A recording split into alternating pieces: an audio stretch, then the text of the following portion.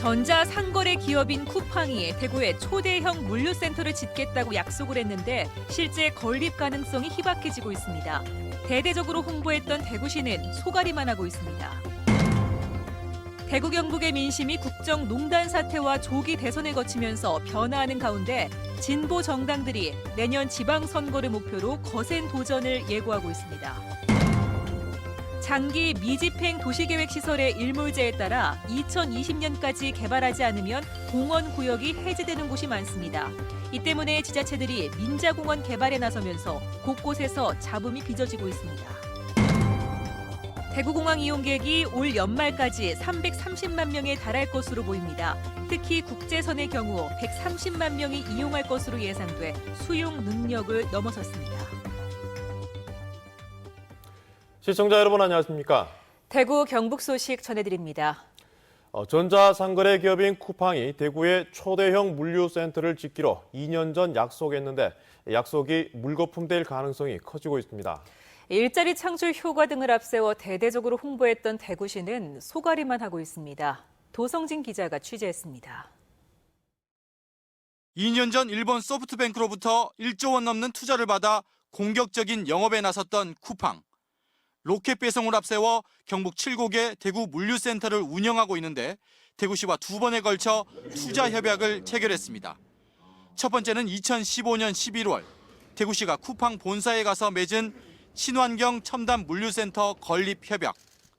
기존의 관행과 그리고 기존의 과학기술을 다 뛰어넘고 새로운 어떻게 보면 물류혁명을 이루어 나가고 있기 때문에 대구광역시의 적극적인 투자 유치 의지와 전폭적인 지원 약속이 없었다.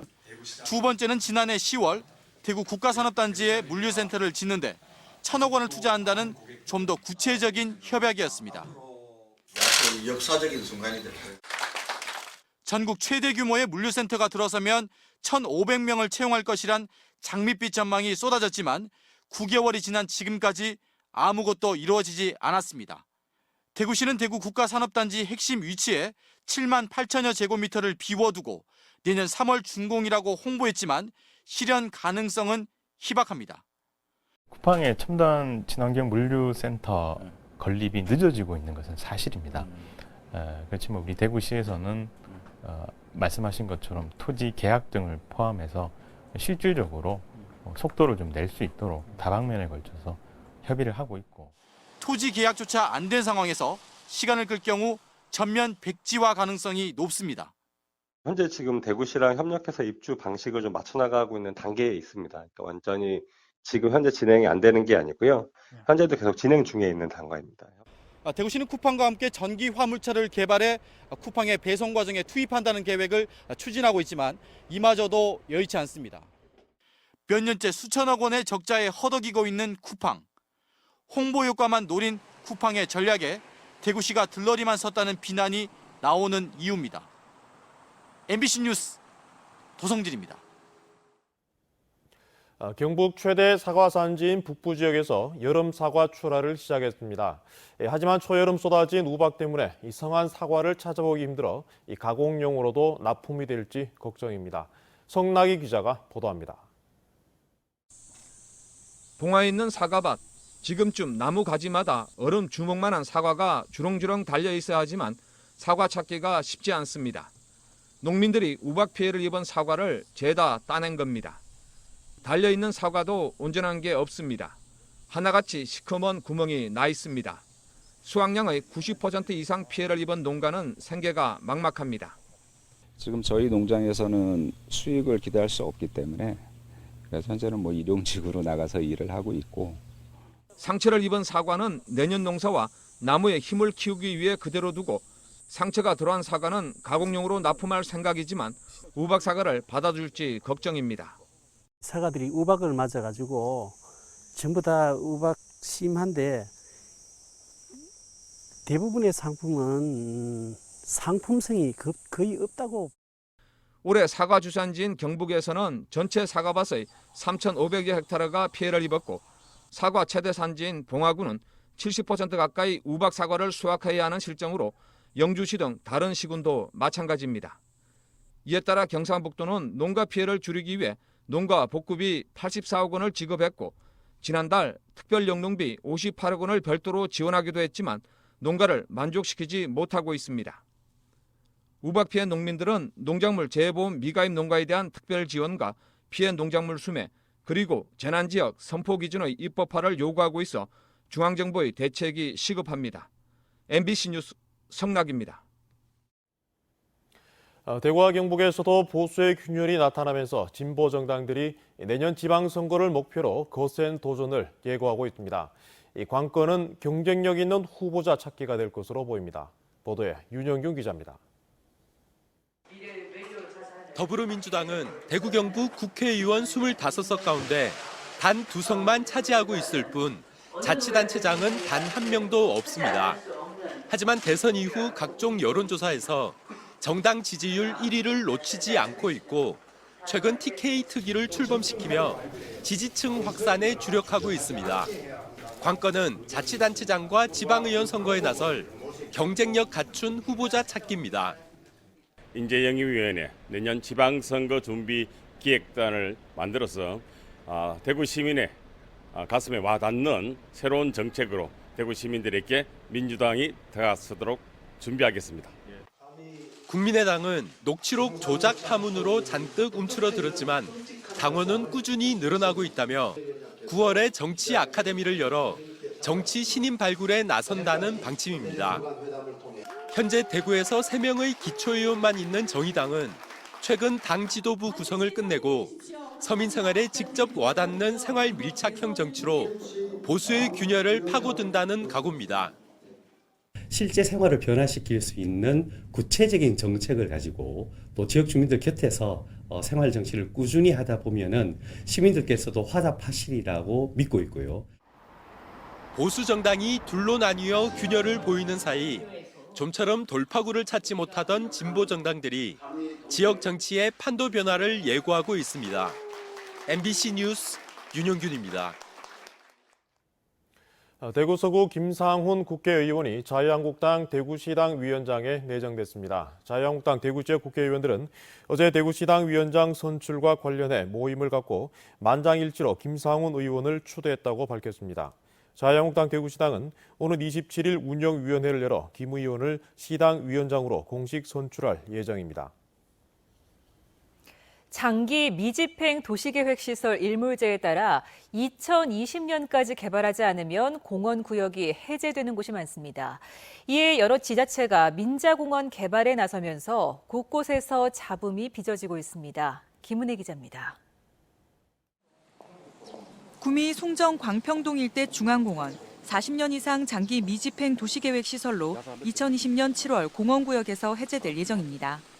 구미시는 난개발과 공원 기능 상실을 막겠다며 민간 자본업체가 사유지 70%를 기부 찬합하면 30%의 공동주택을 건설하도록 하는 민자공원 조성을 추진했습니다. 하지만 시민단체와 주민 반발이 거셉니다.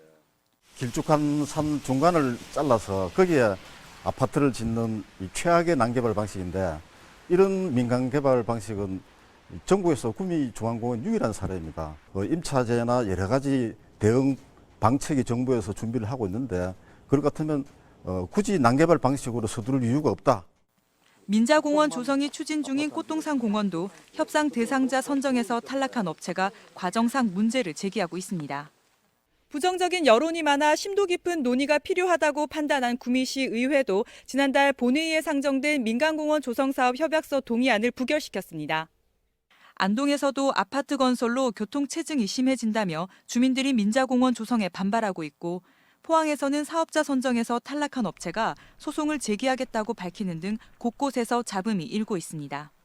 공론화 과정을 거쳐서 민간 자본 유치를 결정하는 것이 바람직하다고 봅니다. 이러한 잡음을 최소화시키기 위해서는 평가 과정의 투명성과 객관성을 높일 수 있는 다양한 방안을 강구할 필요가 있다. 이렇게. 장기 미집행 도시공원 민간 개발이 뜨거운 감자로 떠오른 가운데 공원 녹지 보전을 지자체에 맡겨둘 게 아니라 중앙정부의 적극적인 재정 지원과 제도 개선이 필요하다는 지적도 나오고 있습니다. MBC 뉴스 김은혜입니다. 형산강으로 이어지는 포항 철강공단의 구무천 퇴적물에서 최근 기준치의 13,000배가 넘는 수은이 검출돼 충격을 주고 있습니다. 이전 조사 때보다 오염이 더 심해졌는데 인근 토양의 수은 오염도 심각한 것으로 드러났습니다. 장미쁨 기자가 보도합니다. 포항 형산강 수은 오염이 예상보다 더 심각한 것으로 드러났습니다.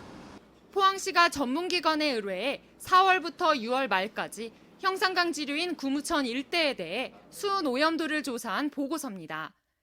그런데 구무천 한가운데 지점의 하천 퇴적물에서 기준치의 13,000배에 달하는 폐기물 수준의 수은이 검출돼 충격을 주고 있습니다.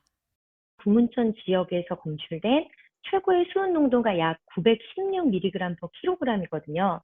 이 수준은 미나마카 사고 당시의 오염도 수준으로 매우 수은 오염도가 심각한 상태로 보여집니다. 지난해 8월 말 3,000배의 수은이 검출된 것과 비교하면 8개월여 만에 오염도가 더 심해졌습니다.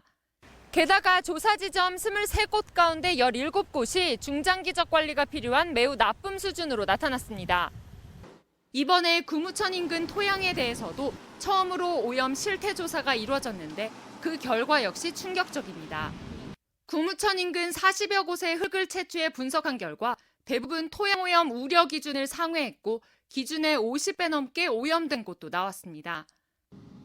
형산강에서 기존의 예상을 훨씬 뛰어넘는 심각한 오염 실태가 드러난 만큼 포항시가 개발 행위를 전면 중단하고 즉각 원인 조사에 착수해야 한다는 주장이 제기됩니다. 구무천과 바로 연결되는 형산강에서 형산강 프로젝트 진행 중입니다. 하지만 시민들의 건강권을 생각한다면 프로젝트 같은 개발 행위보다는 구무천의 오염부터 어떻게 해결할 것인가에 행정 역량이 집중되어야 할 것 같습니다. 포항시의 확실한 대책 마련이 늦어지는 사이 형산강 수은 오염 문제는 역대 최악의 환경오염 사태로까지 번지는 양상입니다. MBC 뉴스 장미쁨입니다. 대구공항 이용객이 올 들어 지난달까지 164만 명으로 집계되면서 연말까지 330만 명에 달할 것으로 전망됩니다. 특히 국제선의 경우 연말까지 대구공항 수용 능력을 넘어서는 130만 명이 이용할 것으로 예상돼 국토교통부가 발표했던 대구공항 2035년 국제선 여객 수요 예상치인 123만 명을 추월할 것으로 보입니다.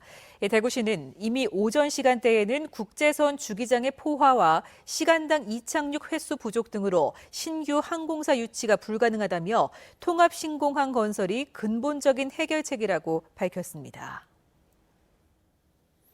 여행지로서 경북의 매력이 해마다 떨어지는 것으로 나타났습니다. 자연경관과 문화유산 만족도는 중상위권인데 반해 편의시설이나 관광 종사자 친절성은 전국 광역시도 가운데 최하위로 조사됐습니다. 박근식 기자입니다. 한국문화관광연구원이 실시한 국민 여행 실태 조사에 따르면 전국 17개 광역시도 중 최근 5년간 관광객이 가장 많이 찾은 곳은 경기도입니다. 경북은 지난 2012년 경기, 경남, 전남에 이어 4위를 차지하더니 2015년과 지난해에는 6위까지 떨어졌습니다. 관광지의 전반적인 만족도 평가는 대구, 세종에 이어 경북은 끝에서 세 번째로 전국 최하위 수준입니다. 자연경관과 문화유산에 대한 만족도는 제주도가 각각 1위며 경북은 7위와 6위를 차지해 전체 관광객 수의 순위와 비슷한 것으로 나타났습니다. 다른 사람에게 경북 여행을 추천해주거나 재방문하고 싶냐는 데 대해서는 전국 하위 수준이거나 최하위 수준을 면치 못했습니다. 관광지에 만족하지 못한 관광객들이 발길을 돌리고 있는 것입니다. 대부분의 관광객들은 전통문화도시라는 의미를 가지고 경상북도를 방문을 하는데 볼거리가 다양하지 않는 한계를 갖고 있습니다. 이와 같은 문제점이 지속이 된다면 경상북도의 관광의 미래는 밝지 않다고 봅니다. 특히 관광지 편의시설 만족도는 전국 17개 시도 가운데 끝에서 네 번째, 관광 종사자의 친절성 만족도는 끝에서 세 번째로 나타나 경북의 관광 정책에 많은 시사점을 주고 있습니다. 한편 관광객들은 숙박시설로 전체 32.8%가 펜션을 이용했으며 관광지에서의 주요 활동으로 자연 감상과 음식 관광을 각각 1, 2위로 꼽았습니다. MBC 뉴스 박근식입니다. 대구의 한 미용학원 업주의 잠적 사건과 관련해 이 학원의 새로운 운영자가 학생들 교육을 맡겠다고 밝혔습니다. 이 학원 운영자는 학생들의 진로와 진학이 걸린 문제인 만큼 폐업한 학원에서의 자녀 기간만큼 무상 교육을 해주기로 했고 개설된 강좌가 없는 과목에 대해서는 학생들과 논의하기로 했다고 밝혔습니다. 서울에 본사를 둔 이 미용학원 대표는 직원 임금 약 1억 원을 체불한 채 갑자기 수험생들에게 폐원을 통보하고 잠적했습니다. 대구은행이 조직 개편을 단행하고 은행장 직속으로 인권센터를 설치했습니다. 이 기구는 사내 성희롱이나 인권 침해 관련 상담과 조사, 피해자 구제와 예방 교육 등을 담당합니다. 인사부가 하던 사내 감사 기능도 강화해 준법 감시인 직속 부서로 감찰실을 신설했습니다. 제20회 대구대학교 총장기 전국 고교 검도대회 개인전에서 성남고등학교 김관수 선수가 우승을 차지했습니다. 오늘 오후 영천 실내체육관에서 펼쳐진 개인전 경기에서 고교 최강자로 주목받는 성남고 김관수 선수는 광명고등학교 최재혁 선수와의 결승전에서 1대 0으로 승리해 이번 대회 20번째 개인전 우승자에 이름을 올렸습니다. 내일은 단체전이 펼쳐지는데 대구 문화방송은 내일 낮 1시 반부터 중계 방송합니다. 경신고등학교가 자율형 사립고 지정 취소 신청서를 대구시 교육청에 제출했습니다. 이에 따라 대구시 교육청은 신청서를 검토하고 자율학교 등 지정운영위원회 심의를 거쳐 행정 절차를 진행하기로 했습니다. 경신고는 일반고 전환을 내부 결정한 뒤 지난 10일 학부모 설명회에서 모집 학생 미달 등 정상적인 학교 운영이 어려워 내년부터 일반고로 전환한다고 밝혔습니다. 대구지방경찰청은 압산터널의 파동에서 상인동 방향 과속 구간 단속을 오는 28일부터 본격적으로 실시합니다. 경찰은 지난 4월 말부터 시범 구간 단속을 해왔는데 하루 1,000건 이상의 과속차가 최근 200건 이하로 줄었지만 여전히 많은 차들이 과속을 하고 있어 28일부터 실제 단속에 들어간다고 밝혔습니다. 압산터널의 제한 속도는 시속 80km로 과속하면 4만 원에서 최대 13만 원의 과태료가 부과됩니다. 본격적인 휴가와 방학철을 맞아 경북 도내 곳곳에서 다양한 축제와 행사가 열립니다. 내일부터 닷새 동안 포항 국제불빛축제가 영해대 해수욕장 일대에서 시작돼 국제 불꽃쇼와 열기구 체험 등 다양한 즐길거리가 제공되고 울진 워터피아 페스티벌과 울릉도 오징어 축제도 이번 주말과 다음 주에 열릴 예정입니다. 경북 북부 지역에서는 오는 토요일 봉화 은어축제를 시작으로 다음 주에는 예천 곤충 페스티벌이 열립니다. 한국로봇융합연구원과 대구 디지털산업진흥원은 로봇 융합산업 육성과 상호 교류 활성화를 위한 업무 협약을 체결했습니다. 양 기관은 이에 따라 로봇 융합산업 기술개발 협력과 신규 국책사업 공동 추진, 장비 공동 활용을 추진합니다. 이번 협약을 통해 대구 디지털산업진흥원의 IT, CT 분야 콘텐츠 개발 역량과 한국로봇융합연구원의 하드웨어 연계를 통한 신콘텐츠 산업 육성이 가능할 것으로 기대되고 있습니다. 경상북도 독립운동기념관은 오늘부터 30일까지 해외 한국전쟁 참전 용사와 독립운동가 후손 초청 사업을 진행합니다. 초청된 사람들은 카자흐스탄과 우즈베키스탄에 거주하고 있는 독립운동가 후손 10명과 한국전쟁에 참전했던 터키군 후손 9명 등 19명입니다. 오늘 입국하는 이들은 임청각과 하회마을 등 안동 지역 문화유적지를 비롯해 경주 불국사와 용인 터키군 참전 기념비도 방문하게 됩니다. 대구시는 사고가 많이 발생한 대구 지역 횡단보도와 교차로 330여 곳에 47억 원을 투입해 야간 집중 조명 장치를 설치합니다.